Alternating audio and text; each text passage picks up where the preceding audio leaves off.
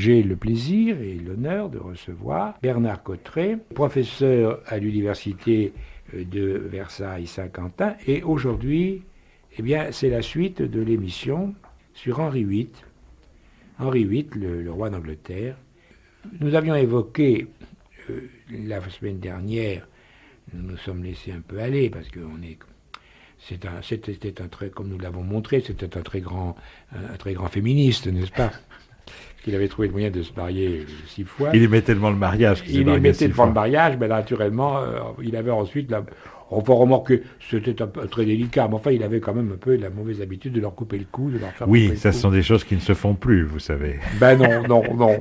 Qu'est-ce que vous voulez, par certains côtés quand même, ça avance ou ça régresse. Alors donc, c'est pour ça qu'on a quelquefois, on l'a comparé à Barbe Bleue, ce qui n'est quand même pas très gentil. Mais enfin, il faut bien dire que, bon. Alors, de toute façon, justement, nous allons revenir sur cette histoire des femmes, plus exactement, puisque dans l'histoire évidemment du XVIe siècle, le fameux divorce, la rupture du mariage avec Catherine d'Aragon, va jouer un rôle tout à fait important.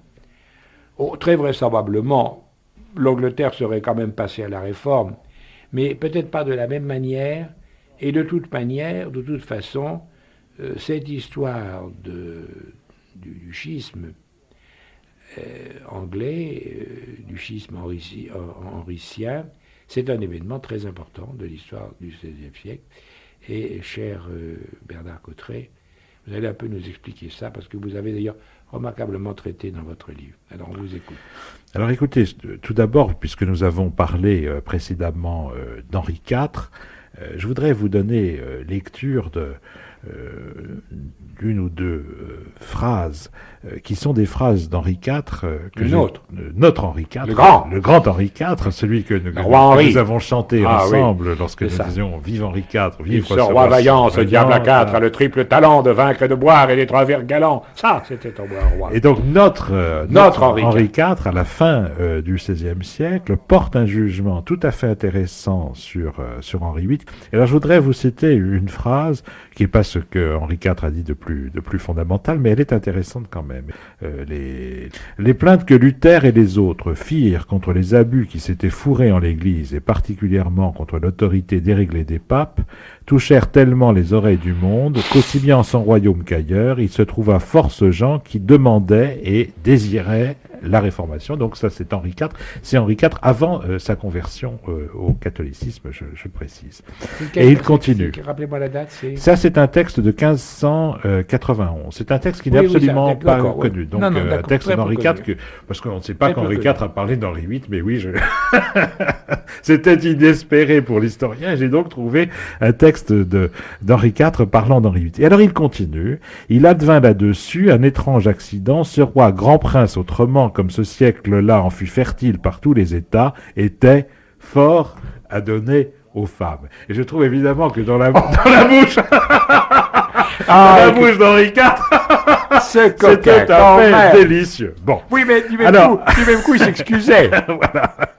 Alors bon, il faut bien voir que ce n'est pas, contrairement, on peut peut-être contredire sur ce point notre compatriote Henri IV. Il n'avait pas encore épousé sa banquière. Tout à fait. C'était avant. C'était bien avant. C'était bien avant. Sa banquière, Henri IV n'avait pas épousé sa banquière, c'est ça, oui. C'est-à-dire, c'est l'expression, d'ailleurs. Tout à fait de l'époque. Ce qu'il faut bien voir, c'est que cette question n'est pas réductible, en fait, à un penchant particulier que Henri VIII aurait eu pour les femmes. Absolument pas. Il était plutôt sage. Et que la question fondamentale... C'est le problème de la succession. C'est le problème de la succession. Problème de la succession que l'on comprend mal pour deux raisons en France. Première de ces raisons, c'est que on ne sait pas suffisamment ce qu'a été le XVe siècle. C'est cette guerre des deux roses, cette guerre civile absolument épouvantable qui a ensanglanté effectivement le pays, et puis surtout qui a généré une sorte d'état d'instabilité politique chronique pendant un siècle. Donc tous les Anglais ont encore évidemment présente à l'esprit cette période, comme encore au XVIIe siècle. On continue, vous savez, au XVIIe siècle, à faire référence à la guerre des 2 Roses 2 siècles plus tard. Donc il faut voir que ça a été un très très grand traumatisme dans l'histoire anglaise. Et donc ce que l'on craint, eh bien, c'est l'instabilité dynastique. Si Henri VIII n'a pas de descendant masculin, eh bien, que va-t-il se produire? Et alors là, il faut bien dire que si on fait la comparaison avec la France, d'autre parenthèse, c'est quand même un problème dynastique auquel nous devons la guerre de 100 ans. Et de toute façon, qui a été quand même pour nous une terrible épreuve. Mais en même temps, qui a fondé la nation française, qui a durci la nation française. Et alors, nous avons un système qui est unique dans le monde et qui est finalement génial. C'est la loi salique. Et dans une certaine mesure, d'ailleurs, s'il y a eu ces conflits, c'est pas à l'intérieur, parce que pour les Français, il n'y a jamais eu de problème. Il n'y a jamais eu de problème de succession. C'est automatique, c'est Dieu qui choisit.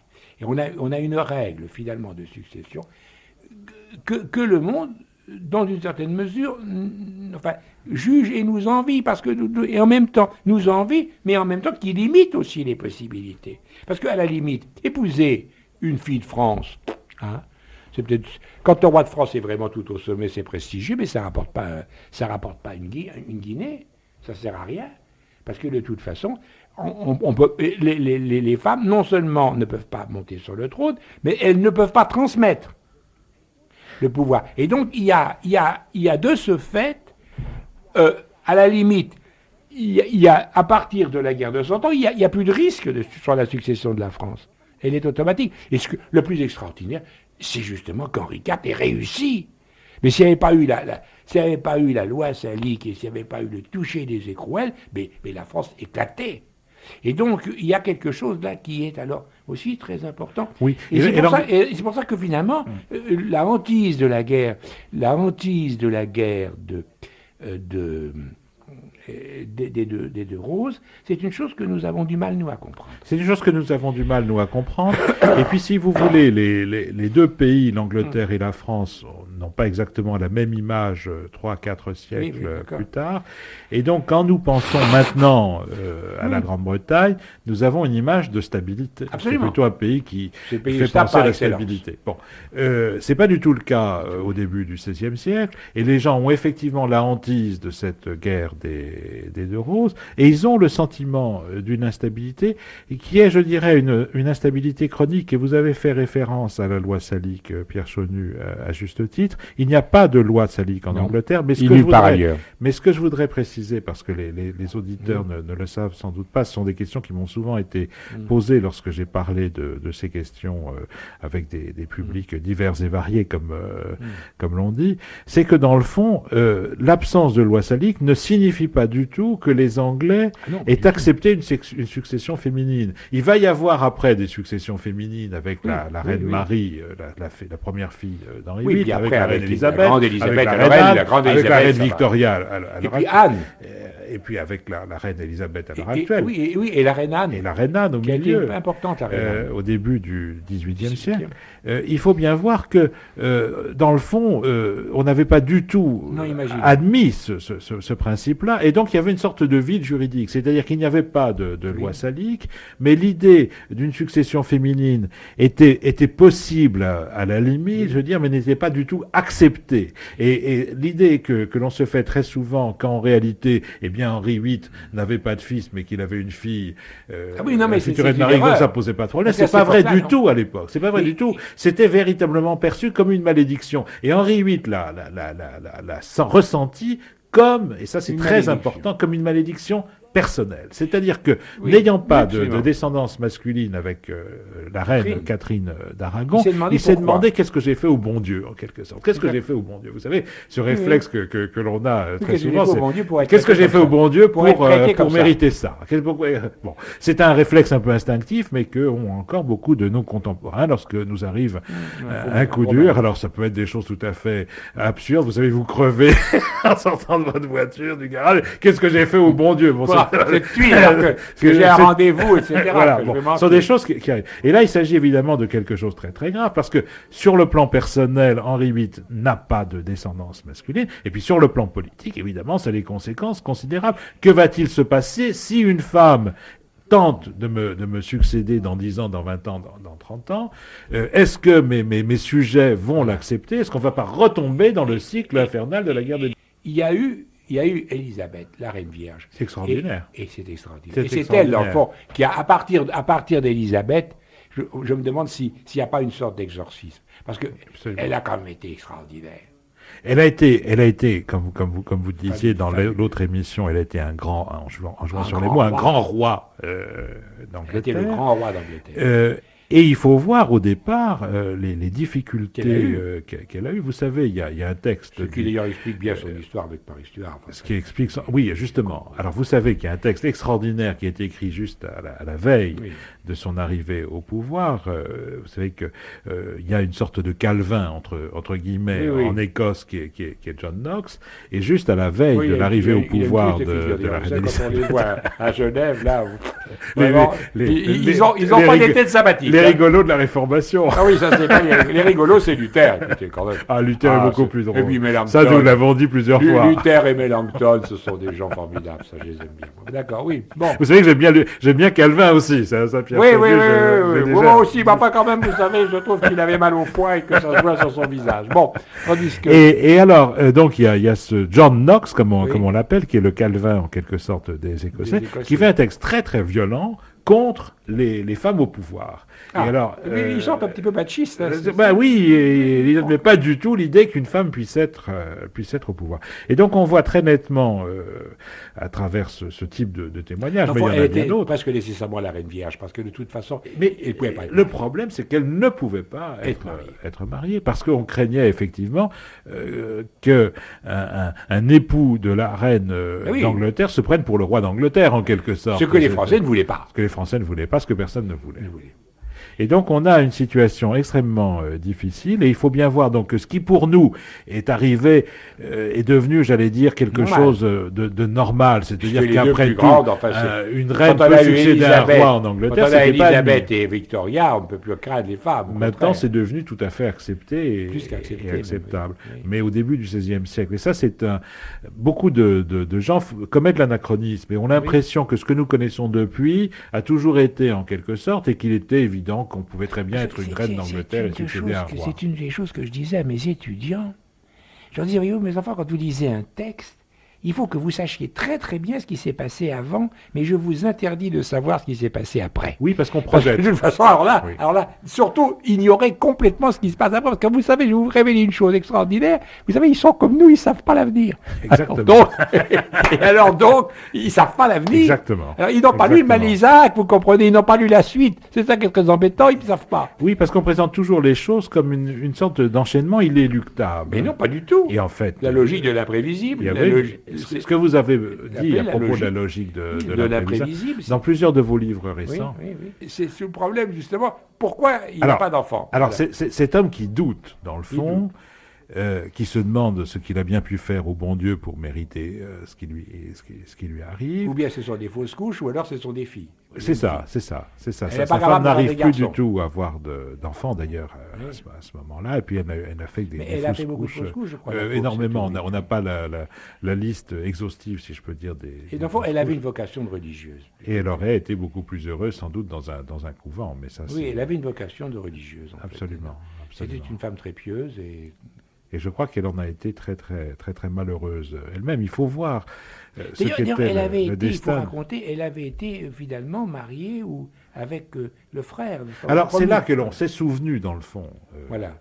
Parce que vous savez, on a la mémoire qui convient, c'est un peu une mémoire de circonstance. On s'est dit, mais après tout, vous savez, on commence par poser la question, qu'est-ce que j'ai bien pu faire au bon Dieu? Et puis on trouve presque immanquablement la réponse, parce qu'on a toujours dès qu'on pose la question, on n'aurait pas dû faire. Donc dès qu'on pose la question, on trouve la réponse. Et là, la réponse est simple, c'est j'ai épousé la femme de mon frère. j'ai épousé la femme de mon frère, et c'est à ce moment-là qu'il se tourne vers le Lévitique et qu'il trouve cette formule, tu ne devras pas recouvrir la nudité de ton frère, et donc ça signifie tu ne dois pas épouser la femme de ton frère. Et donc il y a d'ailleurs dans la Bible des textes en sens contraire qui au contraire... Deutéronome, au contraire, c'est un devoir. Qui disent qu'il faut épouser au contraire et lui donner une descendance s'il n'a pas de descendance. Une descendance à son frère. Mais enfin, donc il choisit le texte de la Bible qui lui paraît correspondre à son cas. S'il y a des gens qui veulent le rassurer, ça le rassure pas du tout. Ça le rassure pas du tout.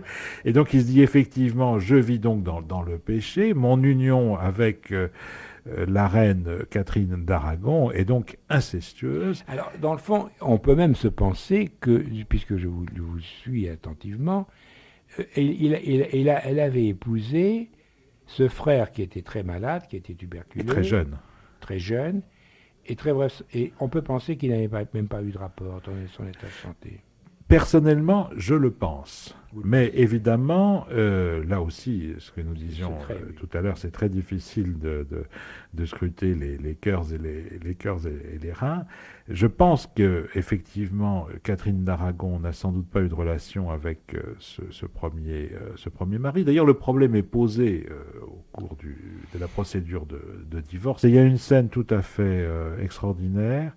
Il faut voir cette femme, dans le fond, qui va être de plus en plus seule, même s'il y a un certain nombre de gens très, très courageux qui prennent position pour elle. Mais enfin, c'est quand même très difficile de s'opposer au roi. Il faut voir les circonstances. Elle est une princesse étrangère, en plus. Enfin, elle est... même si elle a une certaine popularité dans le royaume. Ça va être très très difficile.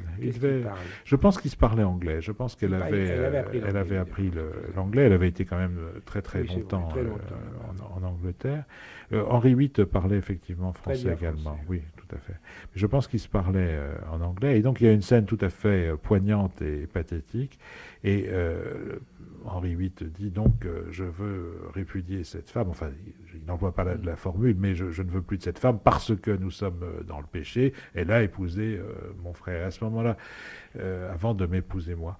Et à ce moment-là, Catherine d'Aragon se tourne vers Henri VIII, qui ne répond pas d'ailleurs, et elle lui dit, mais tu sais bien que j'étais vierge. Et évidemment, Henri VIII ne veut pas répondre. Donc, je pense que, à mon avis, elle n'avait pas consommé son mariage. Très malade.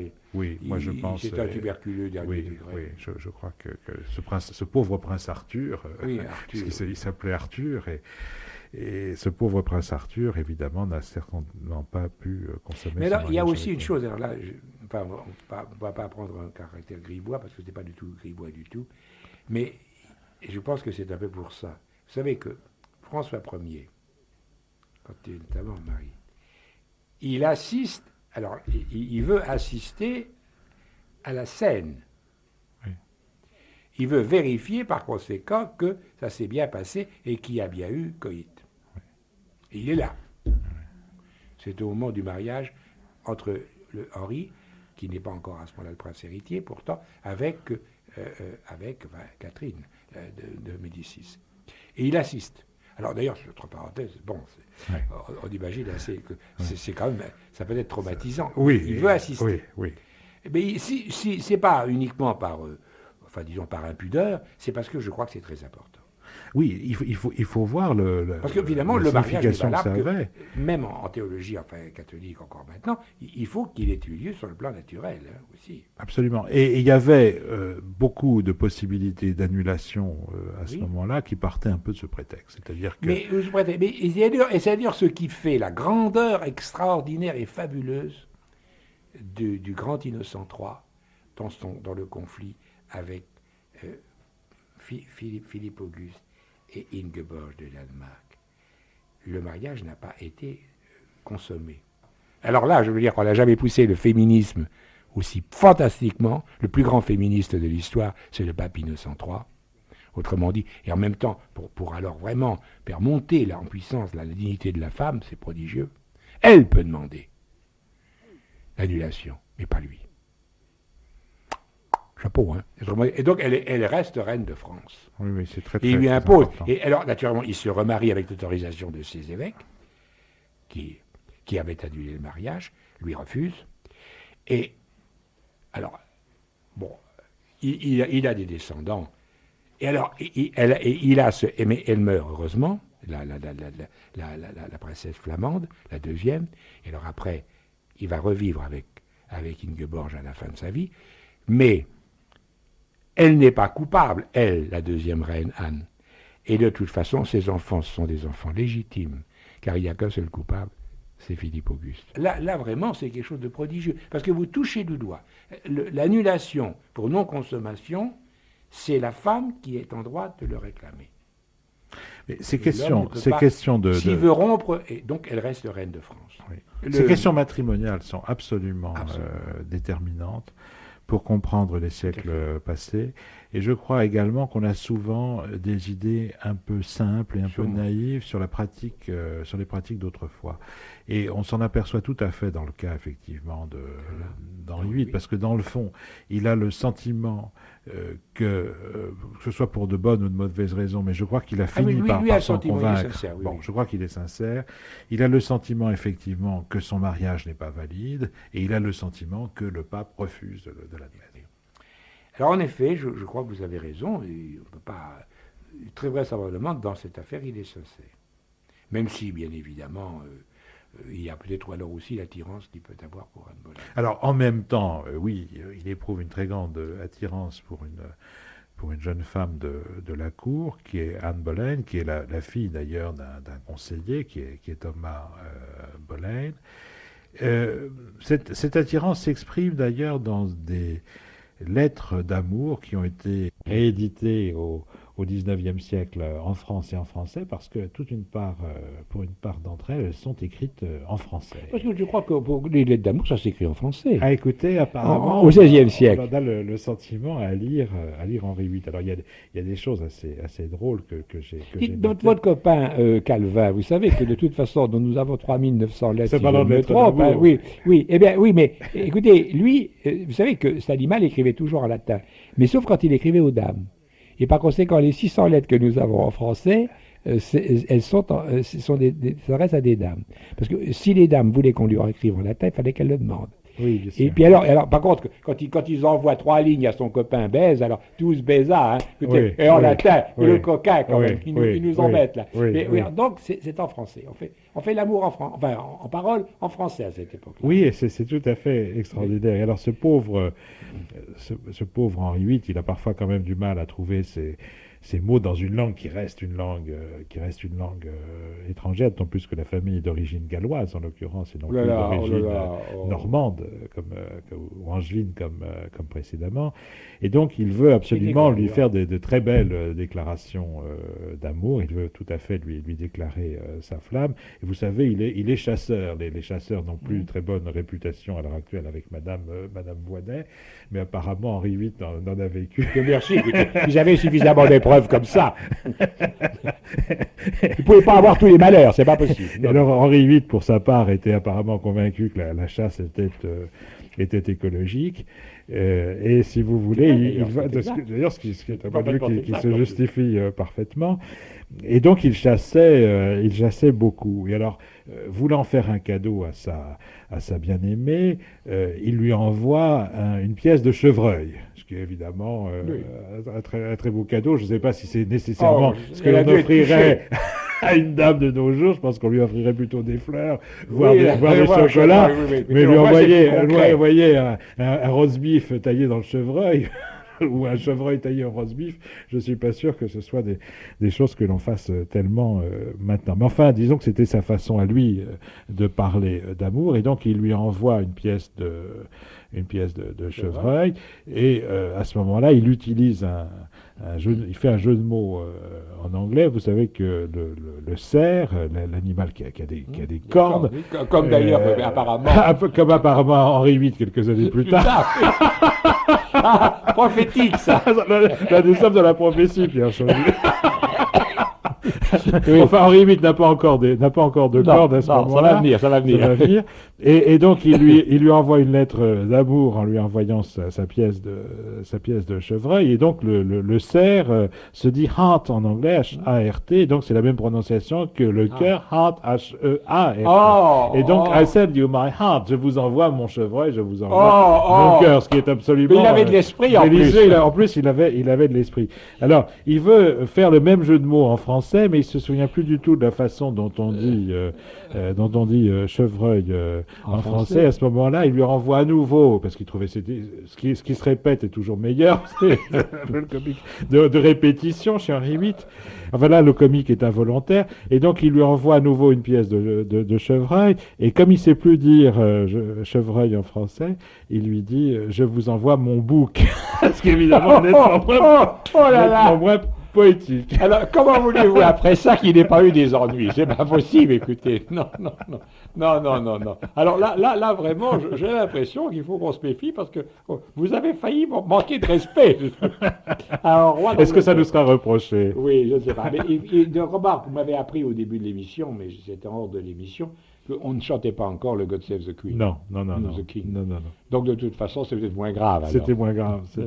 Bon, mais c'est très beau, oui, en effet. Alors, vous savez, la coutume de chanter God Save the King, ça remonte à la fin du XVIIIe siècle. C'est à la fin du XVIIIe siècle, dans les années, je crois me souvenir, 1780, qu'on commence à utiliser le God Save the King, qui est une chanson antérieure, qui doit être une chanson du XVIIe siècle, mais on commence à l'utiliser massivement, y compris au théâtre. Vous savez, avant chaque représentation, on chantait encore, je ne sais pas si c'est toujours le cas maintenant, mais je me souviens de l'Angleterre de ma jeunesse, et on chantait encore God Save the King à chaque levée de rideau. Et ça, c'est une coutume qui remonte à la fin du XVIIIe siècle, en fait. D'accord. Bien. Alors, de toute façon, alors, cette affaire, racontez-nous, parce que c'est quand même la grande rupture. Hein. Alors, ça a été une très très grande rupture. Il ne faut pas du tout, je crois, le voir sur le mode de la sensualité. Ça, je crois que ce serait un total contresens historique. Henri VIII n'est pas un homme à femme, comme l'on dit. Puis il y avait toute possibilité d'avoir il tombe amoureux d'Anne Boleyn, mais enfin, ça, c'est à la limite, il aurait très bien pu l'avoir, justement. Avoir des maîtresses, c'était pas le problème majeur pour lui. Je crois qu'il s'agit d'un problème dynastique. Il s'agit d'un problème dynastique, et doublant ce problème dynastique, évidemment, toute une évolution religieuse. Et là aussi, Pierre Chaunu, il faut faire ce que vous nous avez dit tout à l'heure, c'est-à-dire qu'il faut se méfier de cette logique qui veut que les choses soient toujours intégralement prévisibles. Et on s'aperçoit dans le fond que ce que fait l'Angleterre en rompant avec Rome, c'est ce que la France aurait très bien pu faire. Ce qu'elle a fait un certain nombre de fois. La situation n'est pas radicalement différente. C'est-à-dire qu'à posteriori, on se dit, voilà, la fondation d'une nouvelle église. Quand Louis XII s'est fait excommunier, il les a envoyés promener. Et ce qui est extraordinaire, justement, c'est que au moment où Louis XII, lui, est excommunié, eh bien, le roi d'Angleterre montre combien il est un fils fidèle de la Sainte Église. Et donc, dans la première moitié même du règne d'Henri VIII, il est touchant de voir combien Henri VIII veut apparaître comme un fils très fidèle du Saint-Siège. Et comme il se prend pour un théologien, c'est même lui qui fait le fameux pamphlet contre Luther. Et donc, il écrit ce texte contre la captivité babylonienne de l'Église de Luther, qu'il appelle défense des 7 sacrements, ce qui est tout à fait extraordinaire, défense des 7 sacrements. Et vous savez que il devient le défenseur. Et il devient le défenseur de la foi, défenseur fidei. Ce qui est très drôle d'ailleurs, c'est que parmi ces 7 sacrements qui l'honorent particulièrement, il y a le mariage. Le mariage, il l'a prouvé. Remarquez, il l'a prouvé parce qu'il s'est marié. Il s'est marié 6 fois. Hein? Oui. Mais donc on voit très bien comment... Sans avoir réussi à honorer 6 femmes d'ailleurs. Non, il y en a une qui est restée sur le carreau, si j'ose dire. Mais effectivement, on s'aperçoit que donc ce qui s'est produit en Angleterre aurait très bien pu se produire en France, voire dans d'autres pays de la chrétienté, et que cette rupture donc n'est pas liée uniquement à une passade du roi. Ça ne se serait pas produit parce que de toute façon, regardez justement l'exemple d'Henri IV. Parce que de toute façon, dans ces conditions, le pape aurait trouvé une solution. Oui, et c'est ce qui ne s'est pas trouvé dans le cas d'Angleterre. Parce que justement, dans le rapport de force, vous savez, faut dire que les papes, donc, il a été opposé. Personne ne m'accusera, quant à moi, d'être anti-papiste, mais de toute façon, il faut bien dire que c'était des personnages assez médiocres. Et qu'en réalité, c'est bien parce que c'est bien le rapport de force. C'est tout à fait le rapport de force. Et il le sait. Et il le sait. Et c'est pour ça qu'il est furieux. Pourquoi est-ce que moi, on me refuse voilà. cette annulation de mon mariage, alors qu'on la donne à d'autres? Dans le fond, il a vraiment l'impression d'être humilié. Alors, je parlais du terme de divorce. Il faut bien voir qu'on parle de divorce à ce moment-là, mais que le terme de divorce, divorcium en latin, n'a pas le même sens que de nos jours. Il s'agit de reconnaître la nullité du mariage. Ce mariage n'a jamais eu lieu, donc je ne suis pas marié et je peux me marier maintenant pour la première fois. C'est l'argumentation d'Henri VIII. Ce mariage qu'il ait été ou non consommé, il a certes été consommé, mais dans le fond, je ne pouvais pas épouser ma belle-sœur. Je ne pouvais pas épouser ma belle-sœur, et donc c'est l'argumentation d'Henri VIII. Alors là-dessus va se greffer quelque chose de très important pour comprendre la suite de l'histoire anglaise, c'est que Henri VIII va devenir, c'est la formule que j'utilise, un universel singulier. C'est-à-dire qu'il va en arriver à assumer en tant que roi la condition de l'ensemble du royaume. C'est en tant qu'Anglais que je refuse de m'incliner devant les décisions du Saint-Siège. Et donc on va avoir en même temps que ce divorce, tout un développement de la propagande patriotique qui est très très bien fait. Et là, il faut rendre hommage aussi. Et ça, les Anglais ont marché là-dedans. Et les Anglais ont marché. Ils ont eu l'impression que c'était une insulte qu'on leur avait fait à eux. Ils se sont sentis directement, atteints. Traduit, ils se sont sentis traités comme des natives. Absolument. Ils se sont dit, nous n'avons pas de compte à rendre à une puissance étrangère. Et c'est là que, de plus en plus, évidemment, le pape reçoit ce titre d'évêque de Rome. Il est un évêque lointain. Et pourquoi nous, Anglais, devrions-nous alors que nous, rendre des comptes ne font pas de difficultés. Nous avons très bons évêques chez nous. Made in Britain, si j'ose dire. Oui. Nous avons de très bons évêques chez nous. Pourquoi est-ce que nous irions voir cet évêque lointain, pourquoi pas le patriarche de Constantinople pendant qu'on y est, ou d'autres encore. Qui d'ailleurs aurait marché, certainement, si on lui avait demandé. On n'a pas besoin des autres, restons chez nous, d'une certaine façon. Oui. Et ça, c'est très, très essentiel, parce que ça va avoir deux répercussions. C'est très intéressant ce que vous venez de dire, parce que c'est exact, n'est-ce pas? Oui, mais ça vous savez, on avance en vous entendant, parce que c'est vrai. C'est vrai que finalement, l'Angleterre a fait corps parce qu'ils ont eu l'impression que c'était une insulte qu'on leur faisait à eux. Mais effectivement, ce dont on s'aperçoit à ce moment-là, c'est cet extraordinaire élan patriotique qui va se développer en Angleterre et qui va avoir deux conséquences considérables. Une première qui est une conséquence doctrinale, mais la conséquence doctrinale, je crois qu'il faut l'envisager dans la durée. C'est-à-dire qu'il ne faut pas dire que le simple divorce a eu des répercussions doctrinales. Je crois qu'elles sont venues progressivement. Donc ça, c'est très important. Il faut aussi tenir compte, n'est-ce pas, du fait que le rapport des Anglais, comme d'ailleurs beaucoup de peuples du Nord, avec Rome, n'est pas du tout le rapport de la France avec Rome. Alors, autrement dit, les Français n'ont aucun complexe à l'égard de Rome. Non, absolument pas. Tandis que les Anglais, il faut dire... Mais regardez, par exemple, aussi le volume des biens d'église. Mais depuis le début, le patrimoine de l'Église est contenu par la législation française. Ce n'est pas le cas de l'Angleterre. Ils ont un pressentiment qu'ils ne sont pas traités avec la dignité auquel ils ont droit. Oui. Et donc, je crois que ça, c'est une chose très importante. C'est essentiel parce que sur ce fond d'affaires matrimoniales, d'ailleurs il faut voir que les affaires matrimoniales ne sont pas uniquement matrimoniales parce qu'elles sont dynastiques. Bon. Sur ce fond d'affaires dynastiques, on voit en fait se dessiner un certain nombre d'évolutions majeures en Angleterre, une évolution qui est une évolution religieuse sur laquelle nous allons revenir, et puis une évolution aussi, à mon avis, tout aussi importante, qui est l'évolution politique, c'est que Henri VIII va s'appuyer effectivement sur le pays contre Rome, et il va s'appuyer en particulier sur le Parlement. C'est-à-dire qu'il va convoquer le Parlement, ce Parlement va prendre évidemment, va s'embraser en faveur du roi, et on va avoir à ce moment-là évidemment un Parlement qui de plus en plus, et ça là aussi c'est une chose qu'il faut voir voir dans la durée, on va voir un Parlement qui de plus en plus va revendiquer un rôle politique. À l'origine, le Parlement n'avait pas de rôle politique. Le Parlement était là pour donner l'impôt au roi, et de plus en plus, évidemment, le Parlement va se donner un rôle politique, et c'est lui qui va décréter que le roi, qui va gérer l'Église, et qui va décréter en 1534 que la souveraineté du roi, on n'emploie pas le terme de souveraineté à ce moment-là, qui est un terme qui apparaît à la fin du XVIe siècle avec Jean Bodin, on va parler d'empire. Et donc on va donner au roi l'empire sur l'Église et sur l'État. Et c'est ça véritablement qui scelle le schisme henricien en 1534, c'est cet empire que le roi reçoit à la fois sur l'Église et sur l'État, et qui évidemment montre que désormais Rome n'a plus rien à voir avec Alors il faut peut-être aussi dire, parce que je crois que nous devons être objectifs de tous les ans, et vous l'êtes, c'est que finalement, des figures comme Thomas More ou comme Fischer, enfin, qui ont payé de leur vie, qui sont ces conseillers du roi, qui s'opposent parce qu'ils pensent peut-être aussi des politiques étrangères, mais je crois aussi peut-être parce qu'ils pensent qu'il y a un risque. Il n'est pas bon que tout le pouvoir soit concentré sur le même homme. Oui, absolument. Et c'est aussi, je crois qu'il y a aussi ceci, et puis en même temps le respect d'une tradition.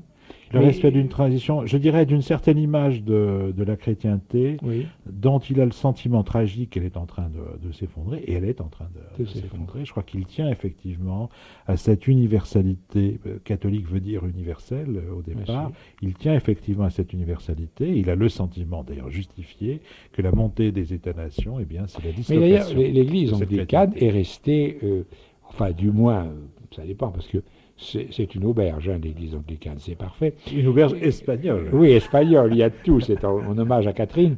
Et donc, elle est restée, finalement, elle est restée catholique, elle se dit. Tout à fait. En anglais, comme, je ne sais plus si ça s'emploie, mais enfin, catholique, ça signifie anglican. Oui. Et, tandis que, si on veut préciser, il faut dire roman catholique. Tout à fait. C'est une chose que beaucoup de gens ne savent pas. Catholique, c'est anglican. C'est que catholique signifiant romain, universel, eh bien, on peut très bien être catholique en étant anglican. D'ailleurs, la majorité des anglicans utilisent le terme catholique pour se définir. Oui, surtout lorsqu'évidemment, ils appartiennent à la haute église, à la High Church, mais même autrement, ce terme catholique, dans la mesure où il signifie universel, eh bien, je veux dire, les protestants aussi croient en l'église universelle. Et vous savez, ce qui me paraît essentiel quand on étudie un pays comme l'Angleterre et quand on parle d'un sujet comme l'anglicanisme, c'est qu'on a toujours tendance à rejeter l'Angleterre et l'anglicanisme dans leur insularité. Et dans le fond, ce que j'essaie de faire dans ce livre, c'est de les réintégrer dans l'histoire européenne en montrant que dans le fond, ce qui s'est passé avec le schisme, eh bien, ça aurait très bien pu se passer dans le cas français, que ce qui s'est passé avec l'église anglicane, ça aurait très bien pu se passer avec l'église gallicane, qu'il n'y a pas un fossé aussi considérable qu'on le croit entre les réalités anglaises et les réalités françaises ou européennes. Et je dirais que ça pour moi, une incidence qui est également une incidence sur le plan religieux. C'est que je souhaiterais qu'à l'heure actuelle, où les différentes églises, évidemment, dialoguent, et je m'en félicite, je souhaiterais que l'on prenne davantage en compte la réalité anglicane. Je crois que la réalité anglicane est une réalité tout à fait essentielle dans le paysage œcuménique contemporain. Vous savez d'ailleurs que l'anglicanisme ne se limite pas à l'Angleterre, puisqu'il y a des anglicans en Irlande, il y a des anglicans en Amérique, il y a des anglicans en Australie, etc. Il y a des anglicans à Madagascar. Et donc il y a aussi cette communauté anglicane, et je pense qu'il ne faut pas, l'oublier, et qu'il ne faut pas non plus réduire son existence simplement à ce qui aurait été une frasque d'Henri VIII. Alors de toute façon, oui, certainement pas. Alors de toute manière, d'ailleurs, on pourrait terminer sur cette glorious comprehensiveness, je me trompe, n'est-ce pas? C'est le mot qui est employé, qui est le fait que, justement, ils ont, et bien alors peut-être aussi, y a-t-il là, dans cet anglicanisme anglais, il y a une sorte de pouvoir de synthèse et finalement de conciliation, de faire concilier ce qui a échoué ailleurs. Et d'ailleurs, de toute façon, il y a aussi ce sens du compromis. Oui, qui est très important. L'histoire d'Irlande, le sens extraordinaire des compromis, il dit que c'est un bon compromis. C'est quand personne n'est satisfait. Alors là, ça marche. Et bien, nous terminerons sur ceci. Souhaitons à notre pays, alors que nous fassions beaucoup de compromis, mais de vrais compromis, dans lesquels tout le monde est furieux, mais naturellement, on se dit, c'est quand même le moindre mal. Et vous savez, c'est ce que je disais surtout à mes étudiants jadis. La perfection n'est pas de ce monde. Il faut se concentrer, se contenter du moindre mal. Et de toute façon, il faut accepter que les canards soient boiteux, parce que les canards qui sont boiteux, ils marchent, tandis que les canards qui ne sont pas boiteux, ils ne marchent pas. Voilà, merci.